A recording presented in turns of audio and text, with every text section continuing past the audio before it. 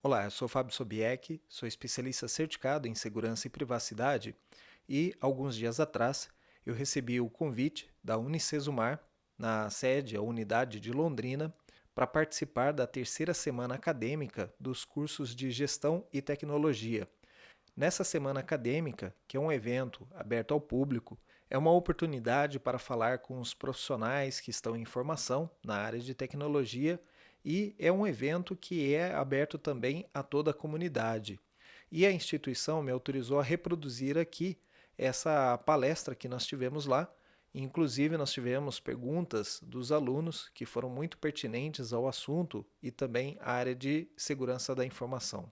Então, fica aí com vocês a apresentação e, como sempre eu digo, fiquem seguros.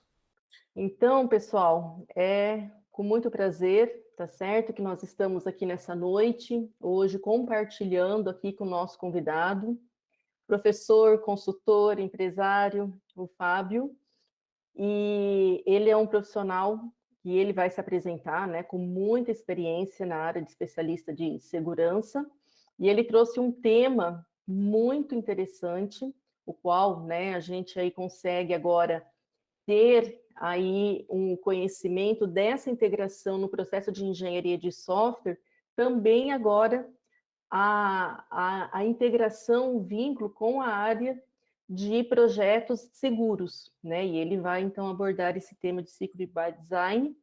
Então, espero, né, que todos aproveitem o momento. O nosso palestrante, agradeço mais uma vez da disponibilidade dele estar aqui conosco, dispondo desse tempo precioso dele, tá certo? Então, eu vou deixar ele se apresentar, e aí eu acredito que após a apresentação dele, que nós abrimos para perguntas. Pode ser, né, Fábio? Pode ser Acho sim. que acho que é o ideal, tá? Quem não estiver com o microfone, então pode colocar a pergunta no chat, tá certo?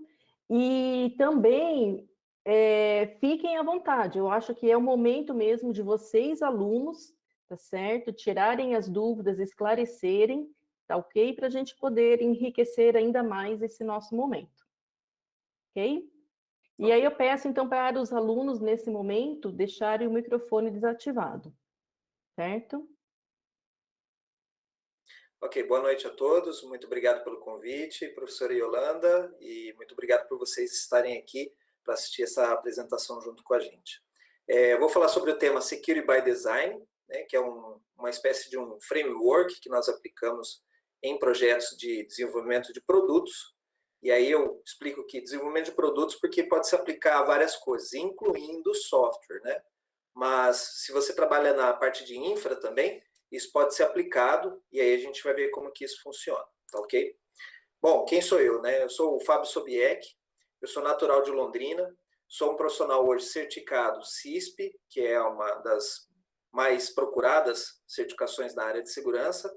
Eu também tenho certificação na parte de Cloud Security, né, a CCSP, CCSK, e essa última certificação na parte de privacidade de dados, porque o mercado está solicitando, né, que a gente se qualifique em cima de privacidade de dados, privacidade de informações de usuários, né? Então eu procurei uma certificação nessa área.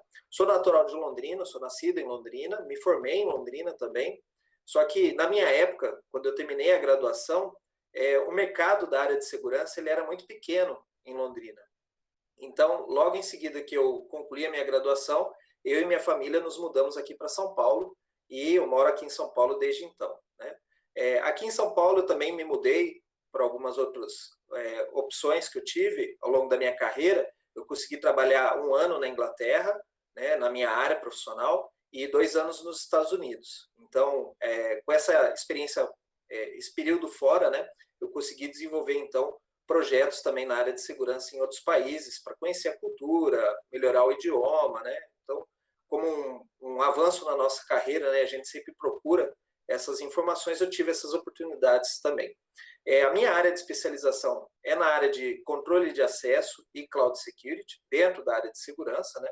Eu já tenho aí mais de 25 projetos na área de segurança, aqui no Brasil, América Latina, América do Norte e Europa. E eu também tenho um canal no YouTube chamado Fique Seguro, e nesse canal toda semana eu coloco conteúdos justamente para as pessoas que não são da área de segurança, que querem conhecer o mercado, querem aprender um pouco mais. Então, toda semana eu trago um conteúdo novo, uma mini aula ali, para vocês poderem aproveitar. E também aceito sugestões. Então, se você tiver alguma dúvida, você pode mandar para mim e a gente produz algum conteúdo em cima disso, ok? Bom, vamos começar a falar sobre Security by Design, né? Hoje, o que a gente tem como a indústria mais segura, né? Se a gente for analisar desde a indústria automobilística, a indústria de software, indústria de varejo, comércio, o que é mais seguro, né? Com certeza é a área de aviação, a indústria da aviação, transporte aéreo. Porque os países, né, a sociedade depende muito disso, e tem muita gente hoje que tem medo, né, de andar de avião, mas é considerado uma das mais seguras. Por quê? Porque dentro da indústria da aviação, qualquer incidente, não precisa ser um acidente, um incidente, como até aconteceu recentemente aí no Paraná, uma aeronave que estava decolando de Curitiba, ela quase se envolveu num acidente aéreo indo para Londrina, né, de Curitiba para Londrina. Então, todos esses casos são investigados para verificar se houve um erro do piloto, um erro de processo, de procedimento, e tudo na indústria da aviação é controlado, né? É homologado. Por exemplo, um desenvolvimento de uma aeronave, para você criar uma aeronave, eu tive trabalhando na Embraer um período de tempo, e eu perguntei quanto tempo levou para se produzir o Embraer 195, né, que é o avião top de linha deles ali, para aviação regional. E eles me falaram que foram 15 anos, desde a concepção do produto até a aeronave estar pronta para ser vendida para os clientes. Então, imagina, se a gente fosse trazer essa segurança da indústria aeronáutica para a nossa área de software, a gente teria aí programas, software, sistemas, que a gente levaria mais de 15 anos para concluir. Então, seria impraticável, né? Para o mercado que a gente tem hoje, que é aquecido, que falta profissional, que tem uma alta demanda por tecnologia, seria impraticável a gente trazer todos os conceitos da indústria aeronáutica para nós. Mas a gente pode pegar o suprassumo, né, o que é melhor dentro de cada área, né, de conhecimento e trazer isso também para a nossa área de tecnologia. Pensando no desenvolvimento de um produto de tecnologia, que é onde a gente vai atuar logo depois da graduação, todo desenvolvimento de produto ele passa por algumas etapas, né? Então ele começa lá na concepção, na proposta do produto. Eu tive uma ideia, o mercado demanda uma solução, né? Por exemplo, transporte, ou uma necessidade de um software, de um serviço novo. Então eu penso naquela proposta e já desenvolvo uma ideia de produto. Depois disso, eu vou para a parte de projetos, onde eu vou determinar escopo do produto, vou determinar que tipo de equipe eu preciso e tudo mais. A gente vai ver cada passo desse com mais detalhes, né? Aí nós caminhamos para a parte de análise, onde eu vou começar a pensar no meu produto, como ele vai se formatar, né? Em termos de tecnologia, em software, a gente vai começar a fazer análise de requisitos e tudo aquilo que vocês hoje estão aprendendo na graduação. Depois vem a parte de planejamento, onde eu começo a criar algumas estruturas, subir um banco de dados, por exemplo, começar a criar a estrutura desse banco de dados, conectividades. E depois eu vou para a parte 5, que é a codificação, onde propriamente dito eu vou desenvolver os códigos, as funcionalidades do meu produto. Aí vem a área de testes, né, a parte de testes, onde eu vou testar tudo aquilo que eu prometi dentro do planejamento e da análise. Eu vou testar, ver se está funcionando. Tem, obviamente, a parte de correção, né? Porque sempre tem algum problema, alguma coisa que precisa mudar, ou algo que o cliente vê o produto e aí ele fala, não era bem isso que eu queria, né? Eu preciso uma mudança aqui. E termina com o lançamento. Então, esse produto vai para o mercado e aí existe toda uma promoção. Na vida profissional, vocês vão ver que, em alguns casos, vocês não vão trabalhar em todas essas áreas. Ou vão trabalhar só na parte de codificação, ou só na parte de testes. E aí, você pega um profissional mais como um gerente de projetos, por exemplo, ele já começa a ver toda essa cadeia, né, do início ao fim. Mas, de maneira geral, quando a gente vai conceber um produto, você tem que pensar em todas essas etapas, seja ele dentro do seu time de trabalho, ou se você for uma empresa pequena, uma startup, você vai ter que passar por todos esses passos aqui. A parte de Security by Design, o que a gente prega? É que você possa fazer, ao longo de toda essa cadeia, algumas análises de risco ou análises de segurança e trazer a segurança junto com o seu projeto, desde o início, quando você pensou no produto, até o final, quando você faz o lançamento do produto. Então, ao invés de simplesmente só fazer o produto, vamos pensar nesse produto com segurança. E na análise de riscos, obviamente, um profissional de segurança ele vai bem aprofundado nessa análise de risco, ele vai fazer todo esse ciclo de vida que a gente vê aí na apresentação, né, que é identificar o risco, fazer a análise do risco, planejar como a gente soluciona esse risco, monitora e controla. Eu não vou entrar nos detalhes a fundo aqui, mas é basicamente, você vai olhar cada parte do seu produto e vai pensar aonde pode ter problemas. No meu servidor, aonde eu posso ter problema nesse servidor? Eu posso sofrer um ataque, eu posso ter uma falha de energia elétrica, eu posso ter uma queda da minha rede. E aí, em cada um desses problemas, desses riscos que você está levantando, que pode acontecer, você vai pensar numa solução e em um controle de segurança. Então, você pensa em todos os riscos, coloca nessa matriz que vocês veem aí na tela, que é para a gente verificar qual é a possibilidade desse risco ocorrer e qual é o impacto. Então, se ocorrer, o quanto que a empresa perde de dinheiro. E aí, com isso, você vê o que é mais prioridade, você tratar ou não dos riscos, né?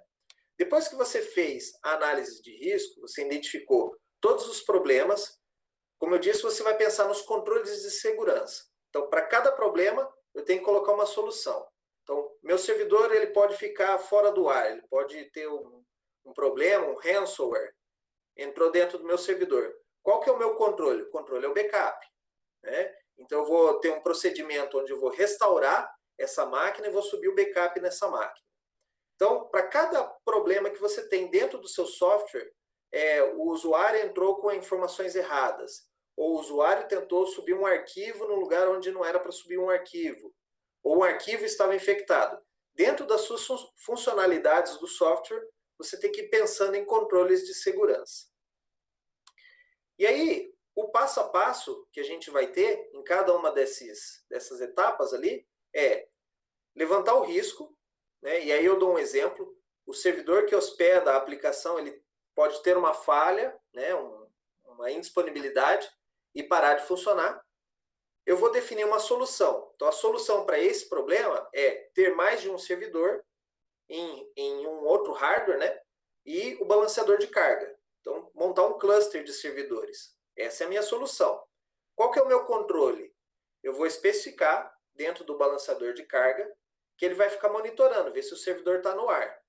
Se esse servidor verificar, o balanceador de carga verificar que o servidor não está respondendo, ele fala assim, bom, eu vou parar de mandar requisições para ele, porque ele já não está mais respondendo, provavelmente ocorreu algum problema. Então, esse é o controle. Então, sempre a gente tem que pensar, para cada um dos problemas, uma solução e um controle de segurança. E aí, então, vamos analisar então, cada um daqueles pontos que eu falei ali, do desenvolvimento de um produto, e vamos pensar qual que é a nossa cabeça, né, a nossa mente normal e o que a gente deveria pensar dentro do modelo Security by Design.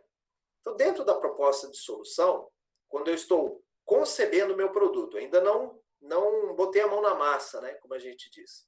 Eu estou só pensando, olha, temos esse problema na vida e eu quero pensar num produto para ele.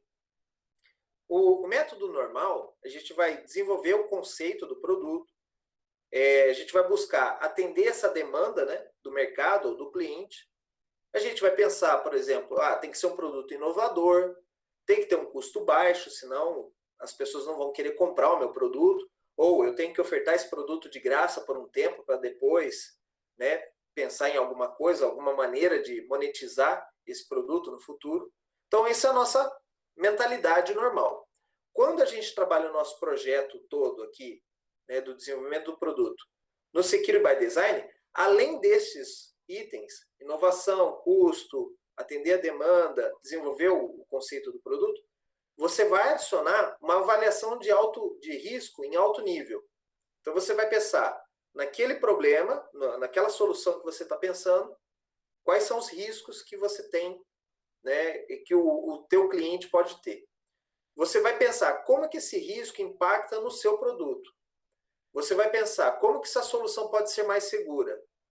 Né? Então, pensei, vou desenvolver um aplicativo. Mas uma pessoa pode usar esse aplicativo para o mal, ou para fazer um ataque, um golpe, cometer um golpe no mercado, ou alguma coisa assim. Então, eu já penso em coisas, desde a concepção, em itens para deixá-lo mais seguro. E também, quais são as demandas de segurança desse produto. Então, não achei nenhum problema nele, mas eu vou ter que ter uma autenticação segura, né? Senão as pessoas não vão querer se cadastrar no meu produto, não vão querer comprar da minha empresa, né? Então, eu já tenho que pensar nas demandas de segurança. No segundo passo, que é quando você já tem a ideia do que você quer desenvolver, você vai começar o projeto. No método normal, a gente vai pensar em definição de escopo, que é até onde vai o meu projeto, o que eu vou fazer, o que eu não vou fazer. Eu vou começar a selecionar recursos, não só recurso de máquina, de software, de qual banco de dados eu vou usar, mas também recursos de quantos programadores eu vou ter, quantos desenvolvedores, parte visual, né? Quantos designers eu preciso ter para desenvolver esse produto. Preciso ter um programador para iOS e outro para Android. Então, esses são recursos. A gente vai fazer também um planejamento de tempo, trabalhar a parte de comunicação, como que nós vamos trabalhar com essa equipe toda, né? Isso é a mentalidade normal. Além disso, quando eu trabalho com Secure by Design, eu tenho que pensar também nos requisitos de segurança. O meu aplicativo ele tem que ter criptografia. Quando eu fizer essa chamada aqui, mandar um e-mail para a pessoa, eu tenho que guardar esses dados do e-mail em um banco de dados seguro dentro do aplicativo. Porque se um hacker abrir esse aplicativo e achar meu banco de dados lá dentro, ele pode capturar essa informação. Então, eu tenho que encriptar esses dados dentro do aplicativo, quando eu desenvolvo. Quando eu selecionar os programadores, os desenvolvedores, talvez, em alguns casos, a gente precisa fazer um background check, que é pedir para que a pessoa apresente atestado de antecedentes criminais, checar se essa pessoa não tem problemas com justiça ou com alguma outra coisa assim. Então, essa análise, essa checagem, né, das pessoas, visa o quê? Se é uma pessoa que tem problemas pessoais ou alguma coisa assim, ela está mais inclinada a cometer um crime dentro do seu projeto, vazar uma base de dados de clientes, colocar um backdoor dentro da aplicação, né? Então, por isso que a gente faz esse background check. A gente faz uma análise de todas as pessoas que eu estou pensando em contratar para verificar, né, se tem conduta ilibada, se são idôneas, né? Vamos trabalhar também a parte de sigilo na comunicação. Imaginem vocês, quando foi lançado o iPhone, se os dados do projeto, quando eles estavam desenvolvendo o produto, se alguém ficasse sabendo que a Apple ia lançar um telefone celular, vocês acham que seria o mesmo impacto que teve quando a Apple simplesmente chegou numa palestra e falou, olha, está aqui o produto e você pode ir na loja comprar amanhã? Imaginem vocês como esse projeto foi sigiloso, né? O trabalho extra que deu para manter essas informações confidenciais, para que não vazasse fotos dos aparelhos ou alguma coisa assim. Então, em alguns produtos que nós vamos desenvolver ao longo da nossa vida profissional, eles vão precisar ter um sigilo, porque o banco vai lançar esse produto no mercado e não quer que nenhum concorrente saiba. Então, dentro do projeto, a gente vai trabalhar, então, sigilo de comunicação de projeto. Se a gente tem programadores aí no Brasil inteiro, né, agora que nós trabalhamos remoto, como que a gente vai fazer as reuniões, como que a gente vai trocar essas informações de maneira segura, né? Então, no Secure by Design, nós temos que se preocupar com isso. Também a gente tem que colocar dentro do projeto algumas etapas de avaliação de segurança do produto, que normalmente normalmente em projetos a gente não coloca, e as práticas de segurança no desenvolvimento.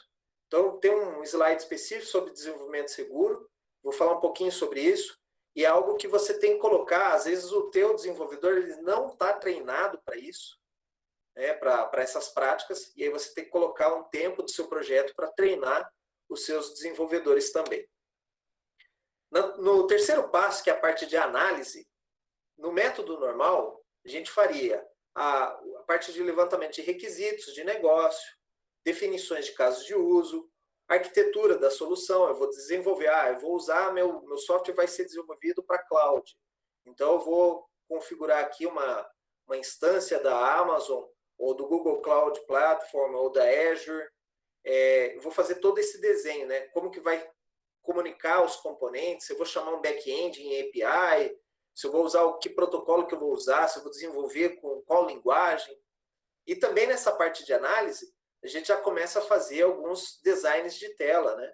Desenvolver, olha, como que vai ser a cara do meu produto, o que o usuário vai ver em cada uma das etapas, né? Então, já começa a fazer essa parte de wireframes, né? Quando eu trabalho no Secure by Design, além de tudo isso, eu vou fazer o levantamento dos requisitos de segurança. Por exemplo, a minha autenticação vai ser segura ou não? Eu vou fazer autenticação usando o Facebook. A gente tem alguns aplicativos que você tem um botãozinho lá. Faça o login usando sua conta do Facebook. Faça o login usando sua conta do Instagram.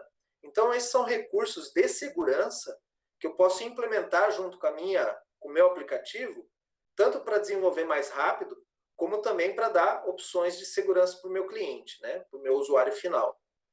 Então, eu tenho que trabalhar essa parte de requisitos de segurança também na análise. Eu vou fazer uma revisão de segurança da minha arquitetura. Então, eu pensei, olha, eu vou ter aqui o meu servidor, eu vou hospedar aqui a minha aplicação, meu back-end na Amazon, o front-end vai ficar lá no celular, no aplicativo, e toda vez que eu chamar, vai funcionar. Aí, por exemplo, na parte de revisão de arquitetura, o profissional de segurança vai perguntar, mas e quando o cliente estiver offline, que ele estiver em modo avião, ou estiver no cinema e quiser abrir o aplicativo, como é que ele vai se comunicar? Ah, não tem comunicação. Então, já definimos aqui que ele não vai usar o aplicativo. Aí você, puxa vida, é mesmo, né? Tem que ter um recurso ali offline, que ele possa ao menos abrir o aplicativo e depois, quando tiver internet, eu me comunico e mando as informações para o back-end. Então, essa parte de revisão de segurança da arquitetura, a gente faz dentro do período da análise, também dentro do Secure by Design. Aqui também é importante a gente fazer uma classificação de dados. O que é a classificação de dados? Se eu já pensei, por exemplo, meu cadastro de clientes, o usuário vai lá, entrar no meu aplicativo, ele tem que se cadastrar. Quais as informações que eu vou pedir para esse cliente, para esse usuário? Então, se eu vou pedir o e-mail e a data de nascimento e o gênero, isso já começa a entrar em informações pessoais. E devido à nossa legislação atual, a LGPD, vocês obviamente já ouviram falar, a gente tem que ter um cuidado extra com essas informações. Então, tanto no modo como eu capturo essas informações, se eu mando para um back-end, aonde eu armazeno, tudo isso tem que ter um cuidado extra. Eu tenho que manter criptografia, não posso deixar vazar essas informações. Então, nessa fase de análise, você vai fazer uma classificação de dados. Você vai descobrir aonde tem os dados do cliente, dentro do seu aplicativo, e aonde que você tem que se preocupar com maior segurança. Vai ter funcionalidades, telas, que não vai ter nenhuma informação de usuário. Então, essa você não precisa se preocupar tanto. Mas a parte, por exemplo, de cadastro, a parte de atualização cadastral, de transação, se ele vai comprar, por exemplo, estou desenvolvendo um jogo, e nesse jogo eu quero vender algumas moedinhas, vender roupa por personagem. Nesse momento eu vou ter que pedir para o meu usuário passar um cartão de crédito. Então, essa parte eu tenho que proteger um pouco mais. Eu tenho que dar mais segurança, tanto na hora de capturar os dados, quanto na hora de enviar isso para o meu meio de pagamento.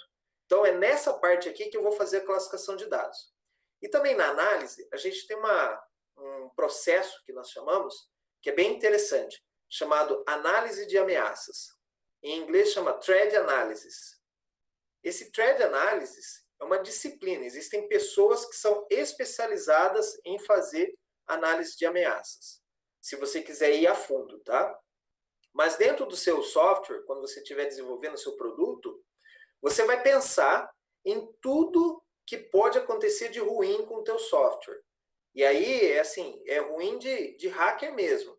O hacker pode vir, abrir meu software, ele pode rodar o meu software no simulador, ele pode fazer um root no meu celular, ou no celular dele, ver como que a aplicação foi desenvolvida por dentro, ele pode decompilar o meu software, né? Então, ele pode achar lá as minhas variáveis. Então, você vai pensar em, tecnicamente, ameaças ao seu produto, certo? Então, a gente faz isso dentro de análise de ameaça. Existem alguns, tem um site chamado Mitre Attack. Ele é um site gratuito e lá vários profissionais de segurança, eles colocam uma tabela com vários tipos de ameaças que eles encontraram nos softwares dele.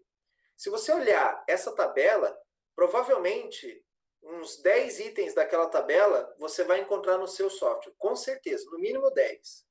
Então, a gente usa esses guias, esses frameworks, como uma ajuda, né? um modelo, né? Que a gente possa olhar para o nosso aplicativo e ver, olha, aqui ele está falando que o banco de dados pode ter esse problema, ou um hacker pode entrar com esse comando aqui e fazer um SQL injection. Deixa eu testar no meu aplicativo. Aí você testa e vê, puxa, é verdade. Eu tenho que sanitizar aqui o meu input, ou eu tenho que fazer uma expressão regular aqui nesse input para evitar esse tipo de problema. Então, essa é a análise de ameaças que a gente faz dentro da parte de análise. No item 4, a parte de planejamento.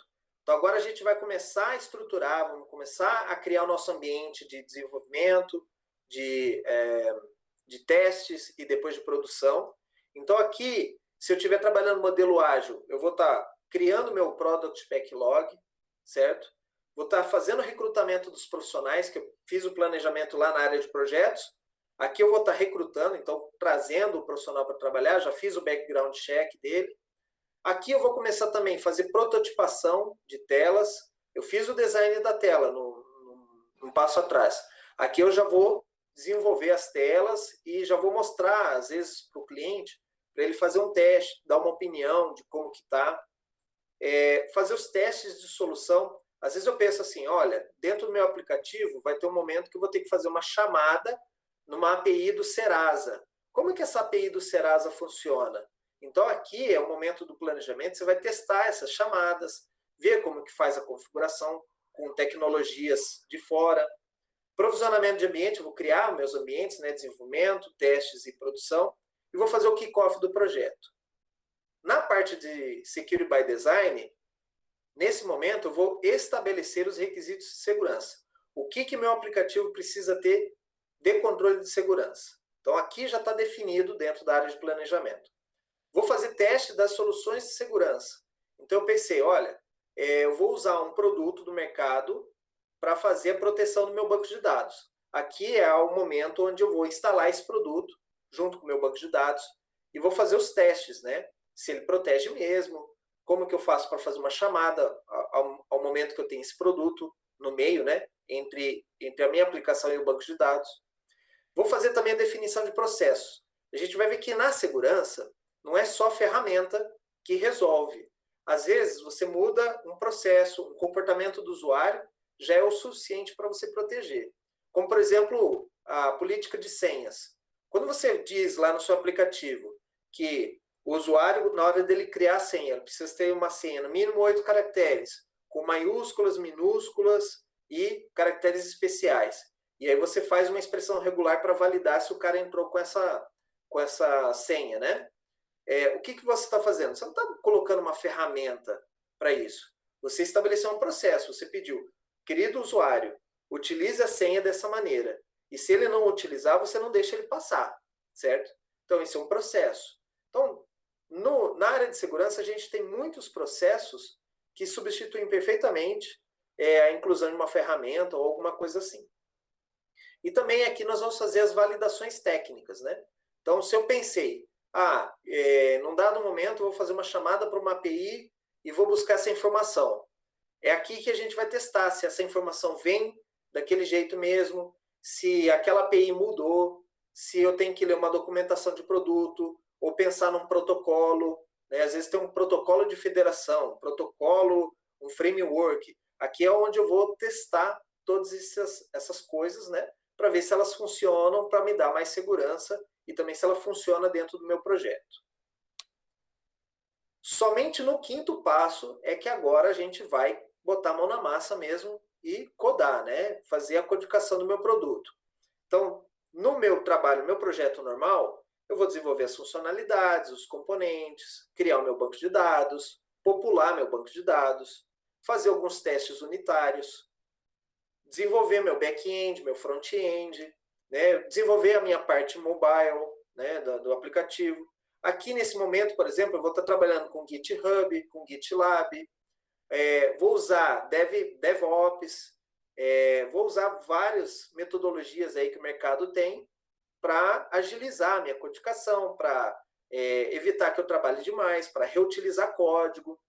Só que quando a gente olha todos esses recursos com um olhar de segurança, a gente tem que incluir também a parte de desenvolvimento seguro, né? São práticas. Então, dentro do meu código, eu vou fazer uma chamada.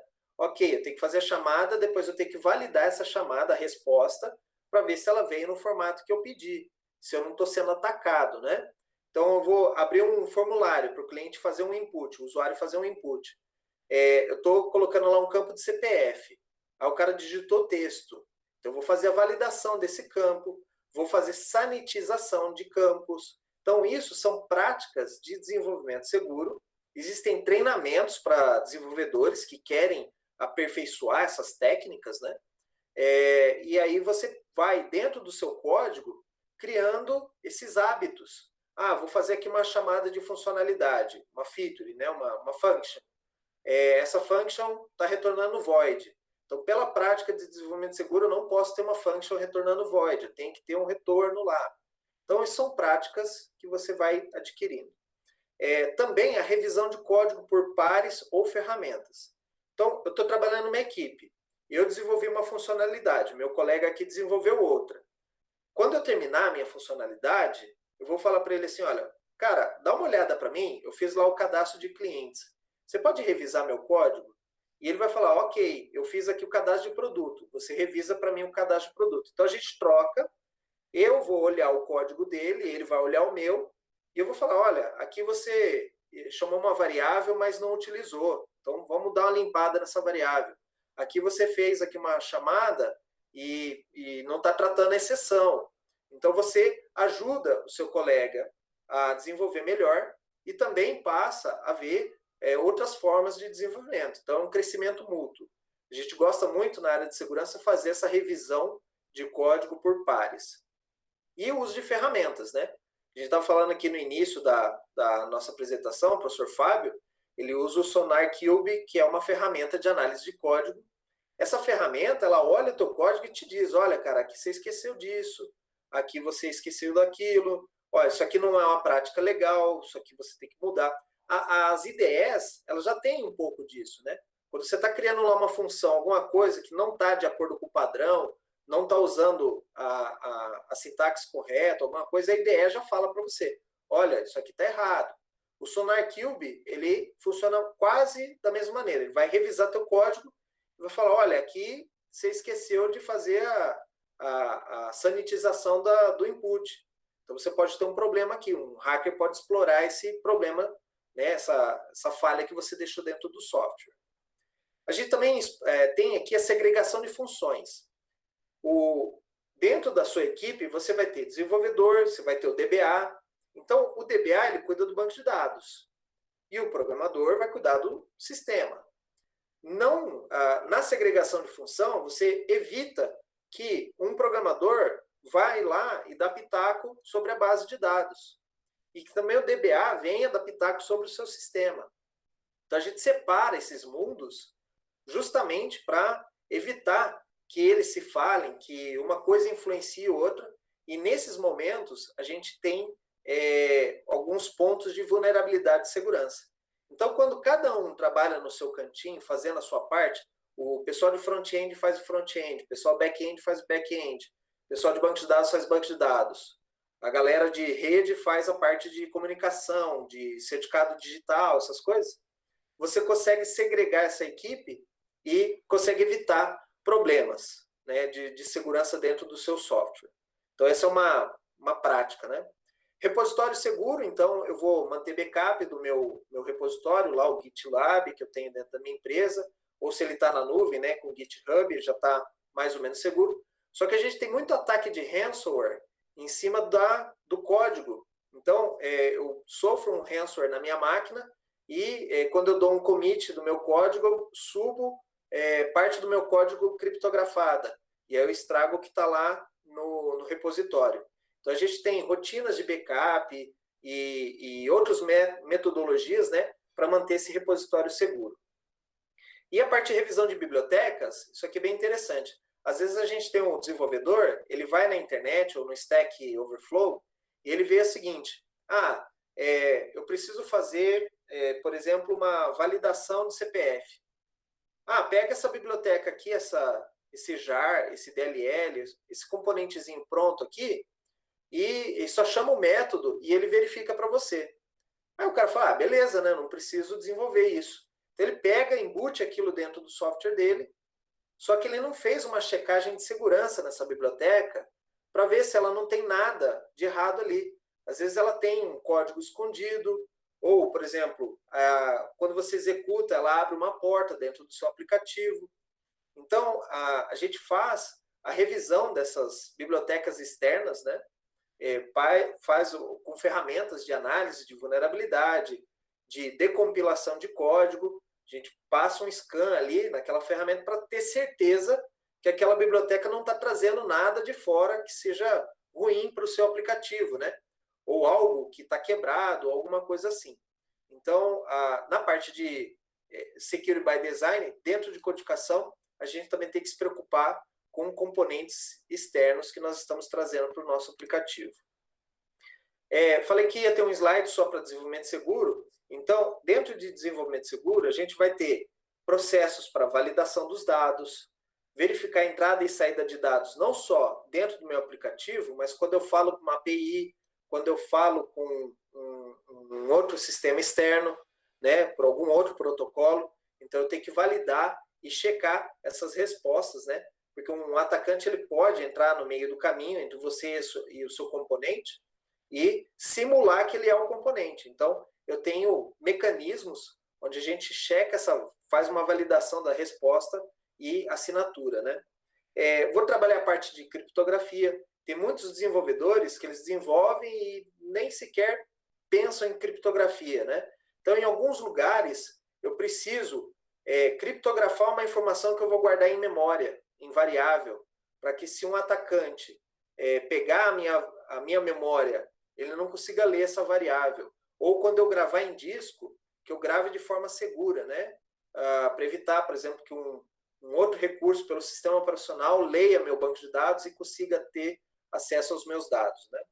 Tratamento de exceções, que muitas vezes a gente esquece. Eu também já fui programador, eu sei como é que é. Às vezes eu faço um try catch e falo, depois eu vejo isso aqui. E esqueço lá, né? Não trato a exceção.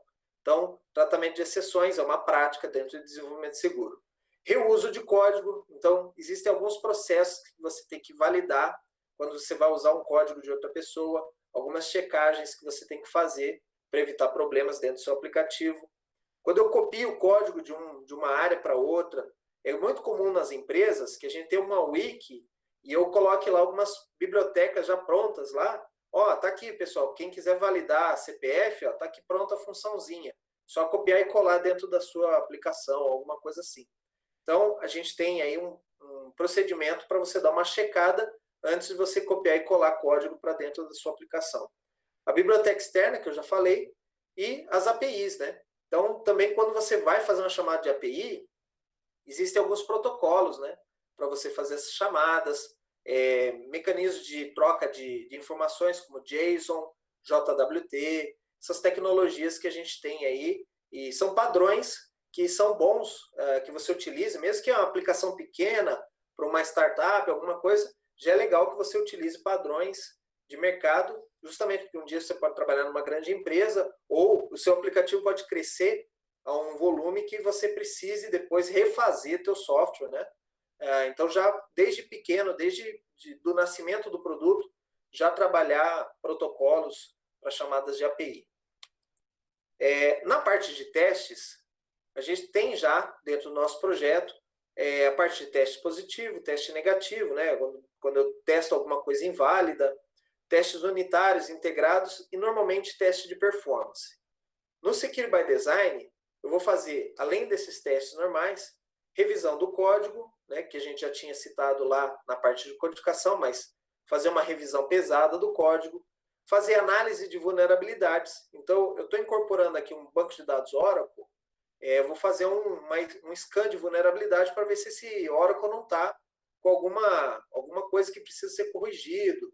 Ou vou usar, por exemplo, Tomcat, ou vou usar um WebSphere, WebLogic para rodar minha aplicação, eu vou rodar um scan de vulnerabilidades nesse produto da Oracle, né, para ver se ele não está vulnerável, o meu Apache não está vulnerável. Vou fazer aqui, na parte de testes, o famoso pen test. Todo mundo olha para a área de segurança e fala, então é só colocar pen test no final que está tudo certo. Então não está, né? A gente vem trabalhando a segurança toda ao longo do meu projeto para chegar aqui o cara só testar. Os testes SAST, o SAST, DAST e YAST. A gente chama esses testes de caixa preta, caixa branca e caixa cinza. O teste de caixa preta, eu sei a minha entrada, eu entro com alguma informação no meu aplicativo e testo as saídas, né? O teste de caixa branca, eu verifico o meu código por dentro, então eu faço a revisão de código. E o teste de caixa cinza, eu combino algumas entradas erradas, vejo como que o meu código se comporta com essas entradas erradas, né? Como que ele faz a validação e tudo mais, e vejo como que vai ser a saída, se é uma saída de erro, se ele dá sucesso, se ele manda para o banco de dados. Então, esse é o teste que é mais aplicado hoje, o teste de caixa cinza. Você vê tanto as entradas quanto o meio. Vou fazer também testes com a infraestrutura, né? Principalmente quando eu estou desenvolvendo o produto, é o momento que eu posso testar a infra. Depois que o produto estiver no ar, rodando já, é mais difícil para eu fazer um teste de infra, né? Saber se o meu servidor suporta aquela carga, se o banco de dados vai aguentar aquele volume de dados, né? Vou fazer, obviamente, o teste de carga, até que ponto, né, que minha aplicação consegue atender, qual o número de usuários que a minha aplicação consegue atender. Isso você só consegue fazer enquanto o teu produto ainda não está em produção. Vou fazer os testes de tolerância à falha. Então, num dado momento, eu vou desligar o meu banco de dados e ver como é que a aplicação se comporta, qual o erro que ela vai dar, se ela faz o tratamento do erro corretamente, se ela aciona o banco de dados que está em outro lugar, né? Eu desenvolvi ali. Se o meu banco de dados cair, eu faço um chaveamento para outro banco de dados que está lá no Azure. Então, eu vou testar, ver se isso está funcionando, né? Não vou deixar para entrar em produção para esperar, um dia isso aí vai funcionar. Então, eu faço os testes de tolerância a falhas aqui. E os testes de privacidade.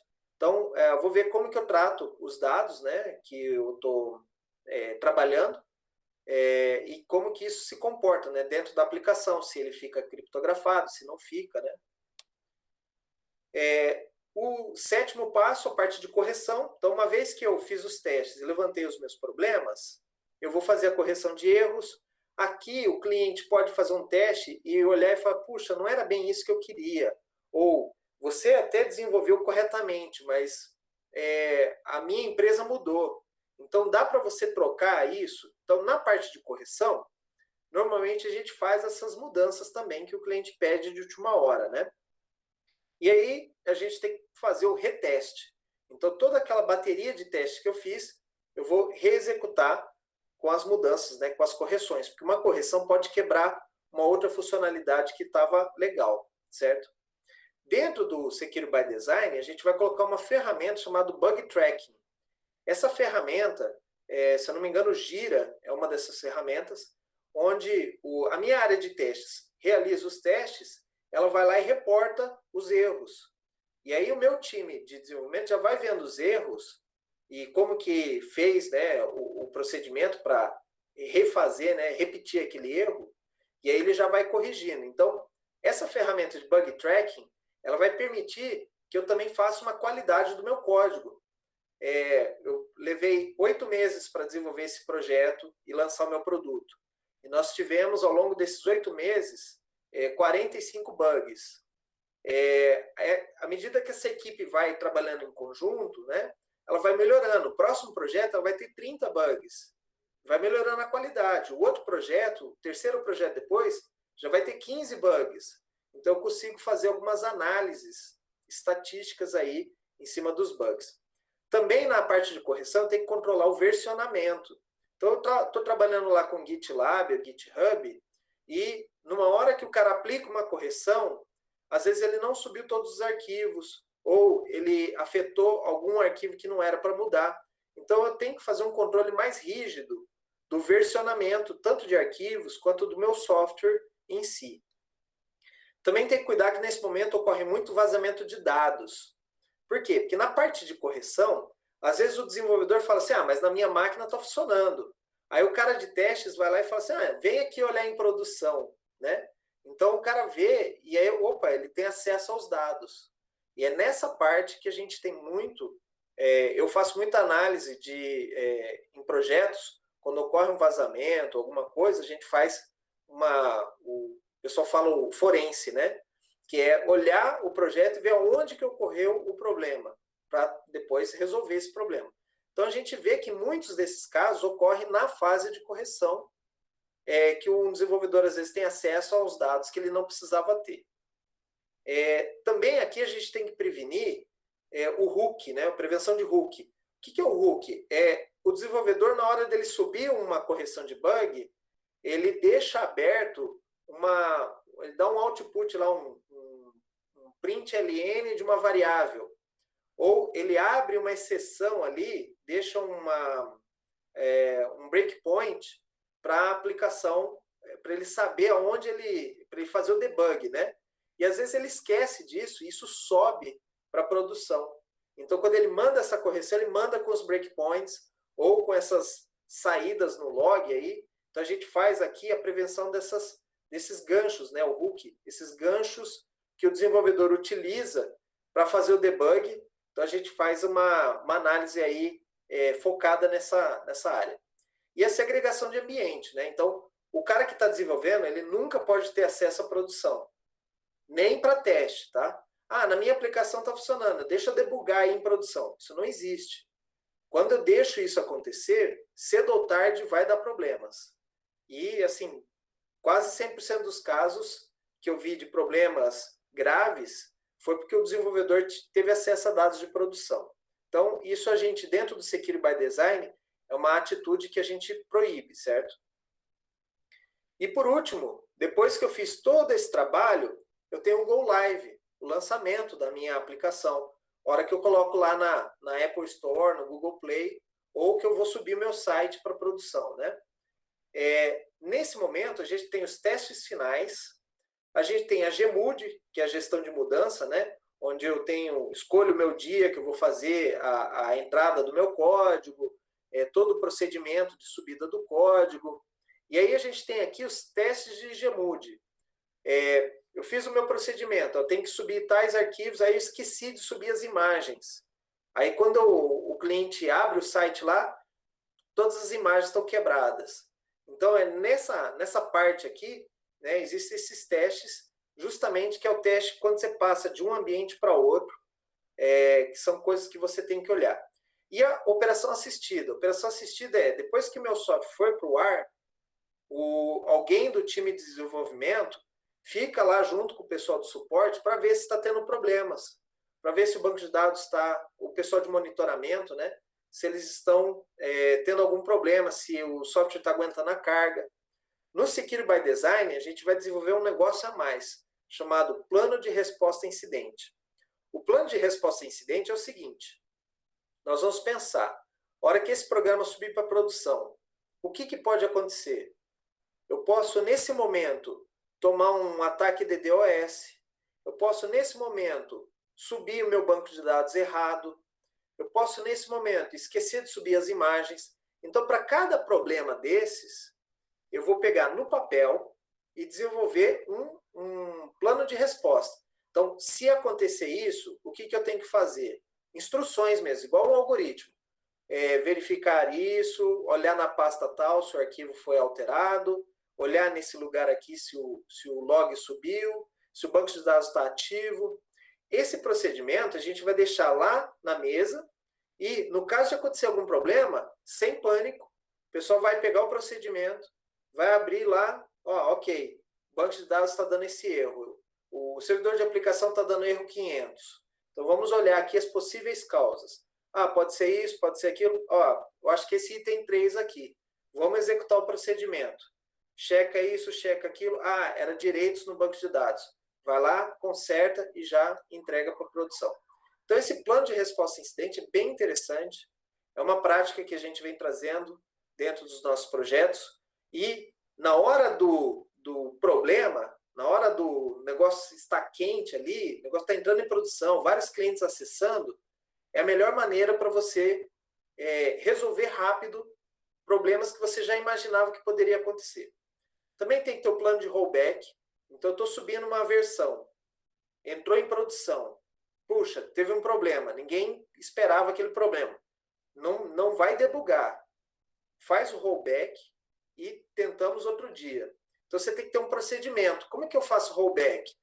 Eu tenho que voltar o backup do banco, eu tenho que voltar esses arquivos nessa pasta, eu tenho que baixar o servidor, subir o servidor. Então, eu tenho certinho o procedimento. Também eu vou olhar a parte de tolerância a falhas, né? Verificar se o meu ambiente vai suportar tudo isso. Vou monitorar como que está a infraestrutura, como que está a carga. Eu me lembro de um projeto que eu fiz para uma empresa de fidelidade, né? Quando você viaja, companhia aérea, vai juntando pontos e aí você troca por milhagem, né? Quando a gente subiu esse site deles, eles tinham 20 milhões de clientes. A gente esperava um certo número de acessos. No dia do lançamento, teve 16 vezes o número que a gente esperava. Só que como a gente já achava que podia dar algum problema, nós fizemos um monitoramento da infraestrutura e estabelecemos lá na nuvem, né, da Amazon, que se acontecesse de ter uma carga muito acima do que a gente esperava, ele ia lá e criava as máquinas virtuais automaticamente. Então, a gente já fez o provisionamento e deixou até pago isso para a Amazon. Se caso ocorresse algum problema, ele ia subir mais máquinas. Então, eu lembro que a gente subiu com 8 servidores e, ao final do primeiro dia, a gente estava com 24 servidores em cluster para atender toda a carga. Porque, como era muita novidade, vários clientes quiseram ver o site, acessar, ver se os pontos deles estavam lá, né, quando teve essa migração da companhia aérea para a empresa, né? E por isso teve esse número de usuários que era inesperado, né? Então, de 8 servidores, a gente subiu até 24 servidores. Mas isso porque a gente já tinha feito planejamento. E tem uma prática que a gente chama de war room, ou sala de guerra, né? A gente coloca dentro da mesma sala, no dia do lançamento, o DBA, o cara do servidor de aplicação lá, do WebLogic, o especialista do Linux, o desenvolvedor, o designer, a área de negócios, um representante do jurídico, está todo mundo ali dentro da mesma sala. Se ocorrer algum problema, a gente junto naquela sala tem as pessoas necessárias para tomar decisões. Vamos voltar ao backup, vamos fazer o rollback. Não, vamos seguir e a gente continua com esse problema que é um problema pequeno. Então, essas pessoas dentro dessa sala, elas ficam ali nos 2, 3 primeiros dias do lançamento, né, do site ou do produto, para caso ter algum problema, a gente tomar uma decisão rápida. Então, a gente chama isso de war room. Então, é uma prática da área de segurança que visa resolver rapidamente os problemas e evitar, né? Obviamente, quando a gente faz um lançamento, nosso concorrente fica sabendo que a gente vai subir um site, um recurso novo, ocorre dele comprar um hacker para tentar atacar a empresa para diminuir ou para afetar a imagem da empresa. Então, a gente sabe que isso acontece, a gente faz análises prévias, né, de inteligência, vendo nos fóruns de hackers, essas coisas. A gente levanta essas informações e no dia do lançamento a gente já se prepara para algum tipo de ataque que pode ocorrer dentro da nossa infraestrutura. E aí esse War Room ele serve para isso. Teve um problema, como é que a gente resolve, né, rapidamente? Então, assim, concluindo aqui e já abrindo para as perguntas, quando você for trabalhar o Secure by Design, então busque mais informação sobre isso. Você vai ver que aqui eu citei algumas práticas, mas existem muito mais coisa para a gente incluir. Coloque essas práticas no seu projeto, no seu produto, aos poucos. Não precisa colocar tudo de uma vez, mas foca onde tem mais problemas. A minha parte de codificação é onde tem mais problemas. A parte de testes é onde eu tenho mais problemas, de vazamento de dados, de vulnerabilidade. Então, eu pego as características do Secure by Design e começo pela área de testes, né? Avalie o seu produto e investigue qualquer incidente que aconteça. Então, tivemos isso daqui, mas não teve nenhum problema, ninguém foi afetado, o hacker não conseguiu tomar acesso ao seu banco de dados. Mas investigue, saiba como que ele chegou lá, que informações ele tinha, da mesma maneira que a gente faz na indústria de aviação. Qualquer probleminha, mesmo que não resultou num acidente, rola uma investigação pesada para saber por que chegou, o que precisa mudar para evitar que isso aconteça novamente. E, assim, a gente vê na prática, e ao longo dos produtos que eu tenho trabalhado, quanto mais seguro é o seu produto, ele é melhor em termos de qualidade e de custo para você. Porque corrigir um produto, depois que ele já está implementado, é muito mais caro do que você pensar esse produto, desde lá da concepção do produto, de maneira segura. Eu já tive um cliente que eu cheguei para ele e falei, olha, a tua estrutura de banco de dados ela precisa mudar inteirinha para poder se adequar à LGPD. E aí o cara pensou, puxa, mas eu já sabia que eu tinha que ter LGPD desde o início. Por que o meu programador não pensou nisso lá quando ele estava criando as tabelas? Eu já não posso te responder, né? Você tem que perguntar isso para ele. Mas se eu já pensei desde a construção das tabelas que eu vou ter que ter criptografia, que eu vou ter que ter segurança, privacidade nos dados, eu já venho com isso pronto e quando eu chego com o meu produto, ele tem menos problemas, né? Então, o custo de você fazer ele depois é muito mais caro, né, e alto e consome muito mais tempo do que você pensar na segurança ao longo do projeto. E, ao final, esses produtos mais seguros são mais lucrativos para você também, porque as pessoas, seus clientes confiam mais em você e, com isso, você consegue vender mais e ter menos custo, né? Bom, era isso que eu queria dizer para vocês aqui hoje, e aí me coloco à disposição para qualquer pergunta que vocês queiram fazer. Ótimo, professor, muito bom. Acredito que todos aí conseguiram, né, ter essa visão de toda essa integração e dessa importância, né? O Fábio apresentou e colocou não só, né, na parte de engenharia de software, mas na engenharia de produto, né? Eu acho que isso ficou muito bem claro também. E aí vamos abrir então agora a sessão para as perguntas. E pode ser pergunta fora do tema também, se às vezes vocês têm alguma curiosidade da área de segurança, Isso, querem saber também, fiquem à vontade, não precisa ser só relacionado ao tema, tá? Ô Fábio, Sim. você falou lá no começo que o avião ficou 15 anos para ser finalizado, né? Sim. E qual que é a curva de um tempo bom para desenvolvimento e do seu produto ficar defasado? Porque eu imagino que injeção eletrônica há 15 anos atrás é diferente do que é hoje. Isso jogando para a tecnologia, as tecnologias de hoje são totalmente diferentes de antes. Isso ficou clara a Exatamente. pergunta. Qual que é essa linha, essa curva aí? Não existe um tempo certo, tá?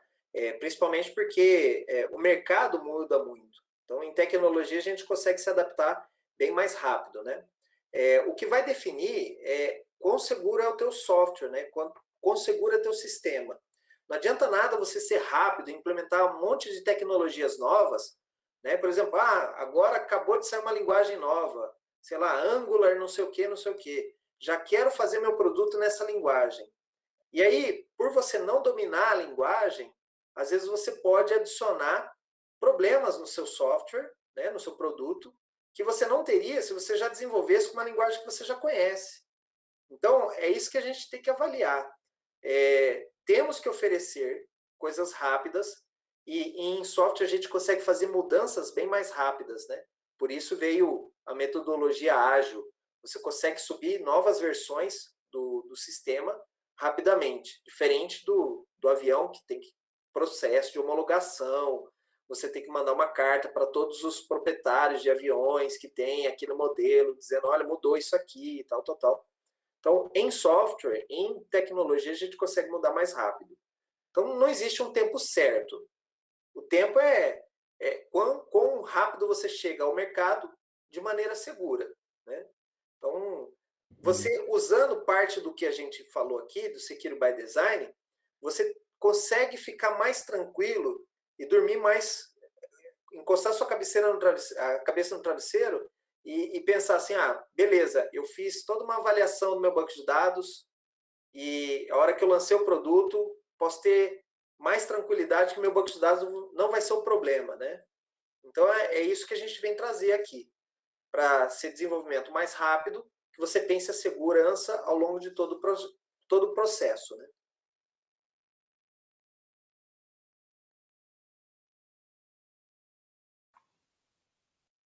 Ótimo. E aí, pessoal? Boa noite. Meu nome é Priscila. Gostei muito da apresentação, Fábio. Queria saber, assim, para quem gostaria de ingressar na área de segurança, o que é cobrado, assim, que a pessoa minimamente, né, saiba, seja estágio, seja júnior, por favor. Obrigada. Obrigado. E é assim, Priscila. Dentro da área de segurança, a gente diz que é um pouco difícil para a pessoa que vem de fora, que não conhece tecnologia, cair direto para a segurança. Normalmente, as pessoas passam por alguma outra experiência antes de vir para a segurança. Então, se for esse seu caso, se você já trabalha com tecnologia, a minha sugestão é que você comece pela área onde você já atua. Então, quem trabalha com desenvolvimento, começa em segurança na área de desenvolvimento seguro. Quem trabalha com infra, que foi o meu caso, por exemplo, eu antes de ingressar na área de segurança, eu trabalhava com infraestrutura de rede. Então, eu trabalhava com servidores Linux, com cabeamento. Então, naturalmente, eu comecei na área de segurança pela área de segurança de redes. Depois eu fui migrando dentro da área, né? E o mercado hoje ele está muito aquecido, não só de tecnologia, mas de segurança também. Porque como é um profissional mais difícil de ser qualificado, que ele precisa um pouco mais de treinamento, né? A gente tem essa alta demanda e poucos profissionais, pouca oferta. Então, os salários estão subindo cada vez mais. Existe uma estimativa de uma organização chamada IC Square. Eles fazem todos os anos um levantamento do número de profissionais que tem em cada país. E eles estimaram, no ano passado, que no Brasil faltam hoje 330 mil profissionais de segurança para atender o mercado brasileiro. Então, pelo número de empresas que nós temos, pelo número de pessoas, habitantes que nós temos no Brasil, eles fazem um cálculo e eles fazem esse levantamento. Então, existe muito mercado para se trabalhar, certo? E dá para começar a qualquer momento. Então, tenha um pouco de experiência na área de tecnologia, no mínimo, e depois você consegue, dentro do seu trabalho, começar a olhar a área de segurança, começar a incluir processos de segurança dentro do seu trabalho e aos poucos você vai migrando para essa área de segurança. Se a empresa onde você trabalha já tem um departamento de segurança, aí o interessante é você ir lá e falar, olha, eu gostaria de migrar para essa área, eu queria começar em alguma coisa, qual que é a demanda maior da empresa, né? Aqui na empresa a gente está precisando de uma pessoa que conheça de segurança em Docker ou de processos de segurança, né? Aí você pode tentar começar por essas áreas, né? Então, essas são as dicas normalmente que a gente dá. Começar já na empresa que você está, tentar migrar para a área de segurança ou aplicar segurança dentro da sua área de conhecimento atual. Entendi, muito obrigada. Nada.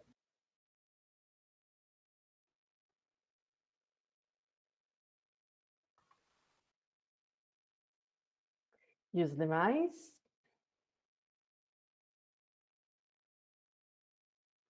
Vamos, aproveitem, nosso profissional especialista.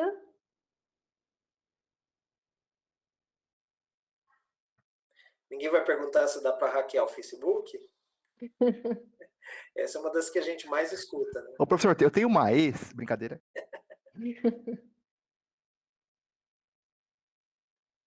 Fábio, você colocou a questão dessa identificação, né, por contas, dependendo, né, da aplicação, já vem aí o vínculo e a opção de fazer, utilizar, né, do seu usuário de uma conta social ou, né, de uma rede social ou do próprio Google e assim por diante.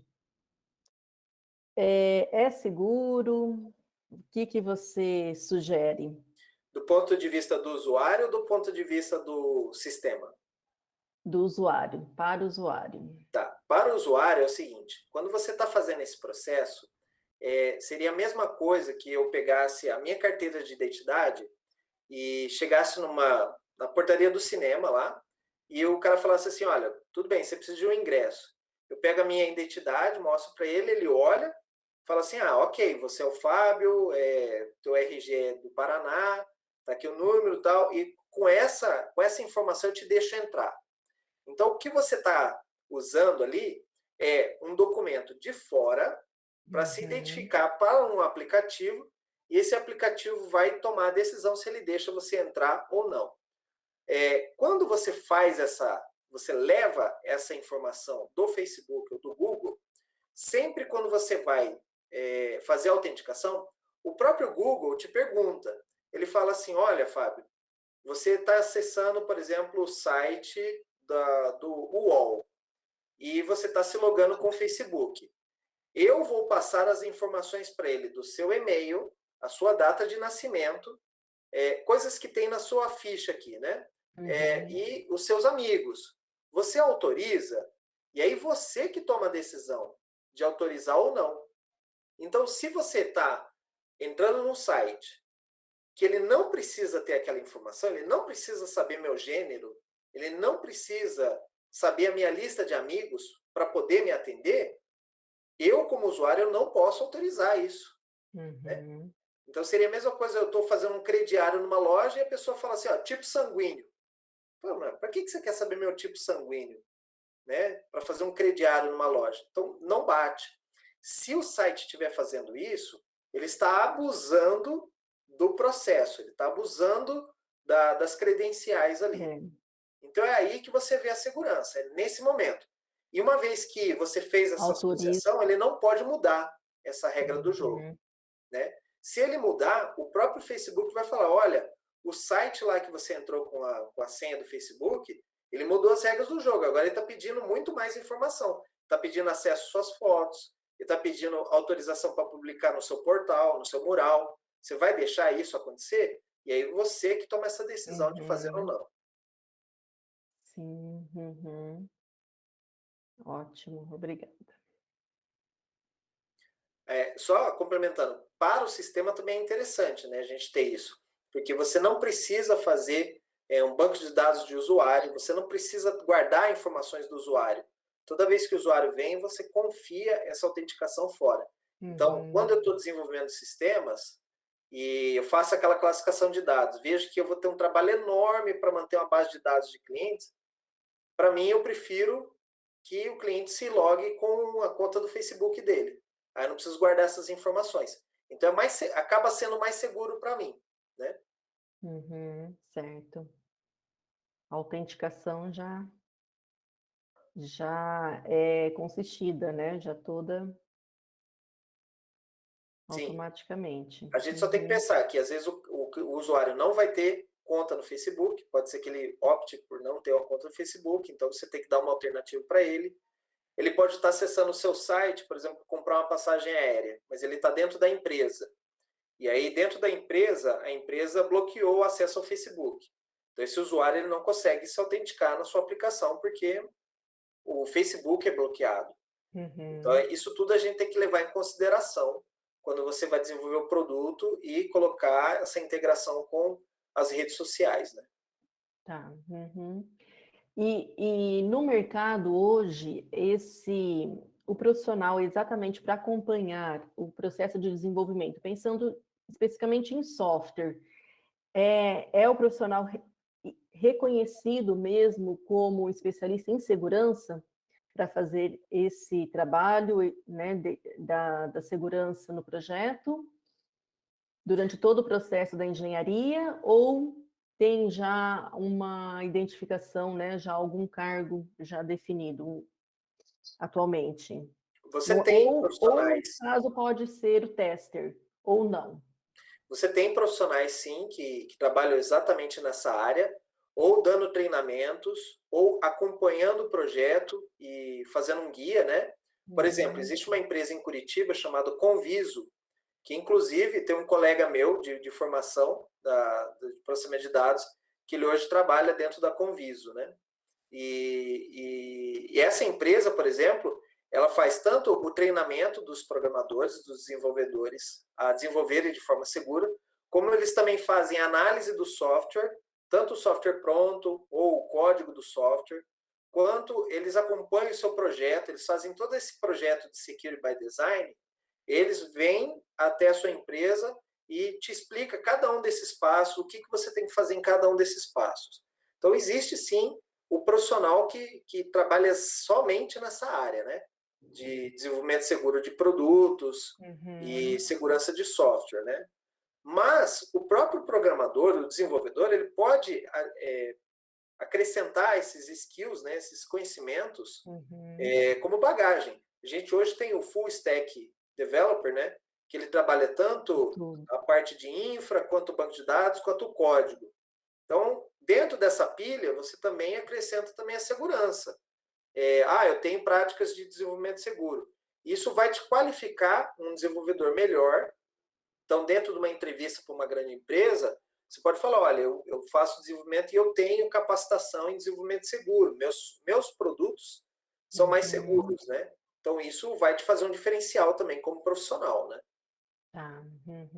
Eu acredito, então, assim, tem tanto o profissional desenvolvedor, né, ele tem aí agora, posso dizer, uma outra área, né, para agregar aí, para se especializar o desenvolvedor, né, o que seja o full, ou eu também acredito que, então, muitas empresas acabam terceirizando, né, igual você falou, essa empresa de Curitiba especializada, né, para prestar uma consultoria, né, então acredito que muitas também fazem essa opção, né, de fazer aí uma consultoria para poder acompanhar ali todo o processo, caso ela não tenha profissionais, né, especialistas, né, para Exatamente. fazer toda essa parte, essa validação e aí integrar com os testes, né? Exato. À medida que a empresa vai crescendo, acaba não sendo vantajoso, né, contratar uma pessoa de fora. Vale mais a pena ter uma equipe interna para cuidar disso, Sim. né? Então, por exemplo, o Itaú, o Bradesco, que são empresas que eu já atuei aqui, com certeza eles têm equipe própria, né? Sim. Agora, uma startup ou alguma coisa assim, eles vão usar o conhecimento que o próprio desenvolvedor tem, ou eles vão contratar aí uma consultoria, um número de horas, né, de consultoria, pelo menos para fazer uma revisão do projeto, do produto, antes de fazer um lançamento, né? Sim. Mas a gente viu que aqui são práticas, né? Então, ao longo do projeto, você pode ir incrementando, colocando essas práticas de segurança, que aí vão acabar te dando um pouco mais de conforto, né? Dentro do desenvolvimento de produto. Isso, e aí depois, lógico, isso já acaba sendo a definição da metodologia da empresa, né, de desenvolvimento, né? No caso, fazer essa inclusão, né, dessas práticas de segurança, né? Exatamente. Como essa parte, por exemplo, de revisão de código, né? Ah, eu fiz a parte de cadastro de clientes, eu reviso o seu, você fez o cadastro de produto. Isso não precisa ter ferramenta, não precisa ter um conhecimento muito avançado, é simplesmente você combinar com o seu colega de, olha, você vê meu código, eu olho o seu e a gente discute aqui, né? Dentro de uma equipe, né? Melhorias do código, bibliotecas que a gente pode ter em conjunto, né? Para evitar duplicação de código e tudo mais. Então é ideal que a gente, algumas funcionalidades a gente vai colocar no framework da empresa, e aí toda vez que eu precisar validar a CPF, eu uso aquela função lá do framework, né? Então, além de economizar tempo, também adiciona um pouco mais de segurança. Sim.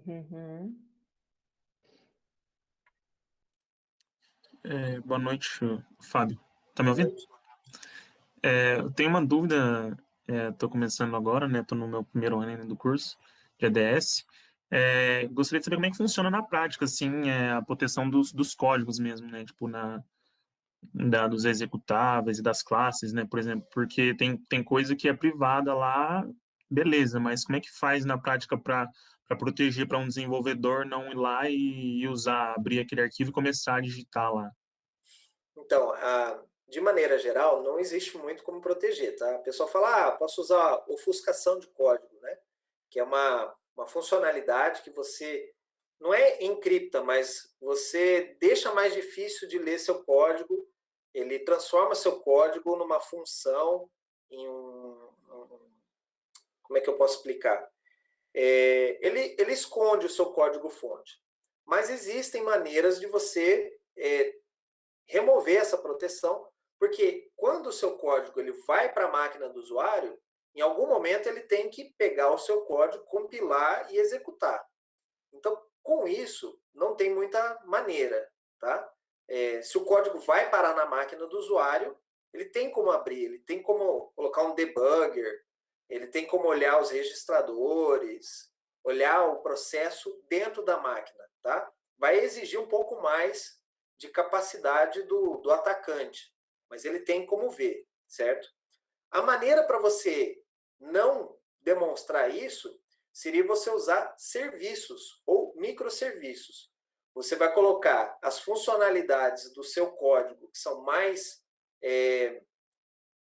confidenciais, você coloca isso num serviço, na nuvem, por exemplo, e o teu programa, em um determinado momento, ele vai chamar essa API, vai mandar algumas informações, vai processar lá e vai te dar algum resultado. Ou ele vai processar lá no servidor e lá mesmo ele grava no banco de dados. Essa é a maneira com que você protege o seu código, não deixando que o usuário final, né, que aquele código rode na máquina ou no celular do usuário final. Essa é a maneira como você faz para proteger, certo? É a estratégia. Agora, o cara tendo acesso ao teu código compilado, dificilmente ele não vai conseguir chegar ao teu código origem, né? Teu código fonte. Porque existem várias ferramentas para você decompilar o código, tá?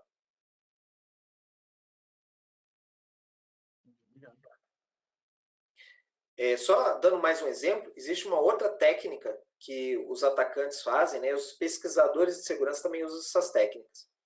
Para você imagina como que a função ou a aplicação funciona, você coloca algumas entradas propositais ali para ver o resultado e aí você consegue deduzir o que ela está trabalhando os dados. Então você vê as entradas, vê a saída e você deduz o que ela faz ali dentro.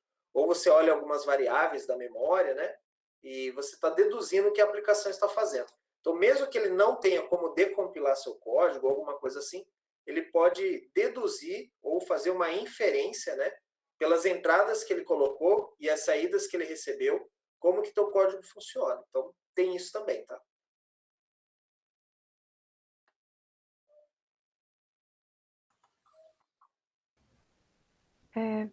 Fábio, assim, pela sua experiência, o pessoal que já tinha empresa antes dessa lei de proteção de dados, eles tiveram que se adequar muito ou já era uma boa prática eles fazerem da maneira correta, assim?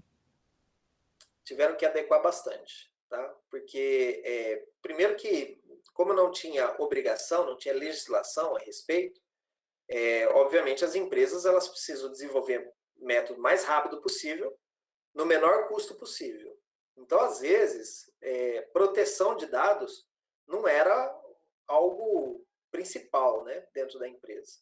Então, com a obrigação da lei e as multas que vieram, por exemplo, a empresa que tomar uma invasão, sofrer uma invasão, ela, em alguns casos, ela vai ser obrigada a ir na imprensa e comprar um espaço na imprensa para divulgar. Atenção, a empresa tal divulga, igual o recall de carro, né? A empresa tal foi invadida em tal dia, se você é cliente dessa empresa, seus dados podem ter sido vazados. Isso agora é lei. Por conta disso, as empresas estão com medo, né? Então, muitas tiveram que se adequar, adequar procedimentos, adequar relatórios. Tinha empresa, por exemplo, que emitia relatório em papel e não tinha mínima utilidade, mas emitia porque precisava para guardar em algum lugar. E ali tinha dados confidenciais. E a gente falou, olha, não vai poder mais fazer isso. Então, eles tiveram que mudar a forma como eles faziam, né, de fazer um armazenamento digital dessas informações para evitar, por exemplo, a impressão dos dados em papel. Então, até isso a gente teve que avaliar, né? E também muita empresa terceira. Eu tenho aqui minha empresa, mas eu uso um escritório de contabilidade. Então, a empresa está segura, mas e o escritório de contabilidade? Será que ele está seguro? Os dados dos meus funcionários estão todos lá.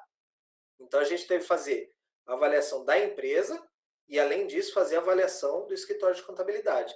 E lá a gente pegou muito mais problema do que na própria empresa. Então, sim, tivemos que fazer bastante alterações. Algumas empresas ainda não fizeram todas, então ainda tem espaço nesse mercado aí para não só desenvolver novos produtos ou desenvolver serviços de adequação da LGPD ainda. Legal, obrigada. Ótimo. Mais alguma pergunta, pessoal? Estamos exatamente no nosso tempo programado. Eu já enviei aqui no nosso chat, tá certo? A lista de presença para vocês fazerem a avaliação, então, da nossa palestra e a inclusão, então, de vocês no nome, tá? Na nossa lista de presença.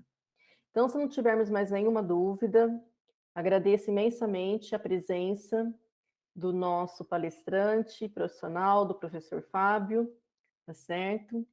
E espero que todos tenham agregado, com certeza, né, esse tema muito importante, muito rico hoje, para qualquer profissional de TI, né? Seja o desenvolvedor, seja o DBA, tá certo? Então, eu acho que vem agregar, né, e ser aí para quem ainda os nossos estudantes, né, estão definindo, está despertando ainda a área, né, que pretende no futuro se especializar, eu acho que deu para ter aí uma boa noção, tá certo, dessa carreira brilhante do Fábio e pensar, né, já com certeza acredito que para alguns despertou aí o interesse, tá? Então agradeço muito, Fábio, a sua disponibilidade, tá? Obrigado e fico à disposição de vocês. Meu canal no YouTube é o Fique Seguro. Então, se tiver alguma dúvida também, pode mandar por lá. Tem meu site lá também. Pode mandar e-mail, alguma coisa para mim. Eu posso responder diretamente ou posso gravar um vídeo explicando isso para vocês aí. Então, fico à vontade aí para vocês mandarem qualquer pergunta, caso não tenha tido oportunidade hoje ou que ficou com vergonha, né, não quis mandar. Ok? Certo. Obrigado. Obrigada, gente. Então, daqui a pouco nós temos o nosso intervalo, tá? E temos aí, às 20h45, a nossa segunda palestra. Certo, Fábio? Um abraço, muito obrigada. Tchau, tchau, gente.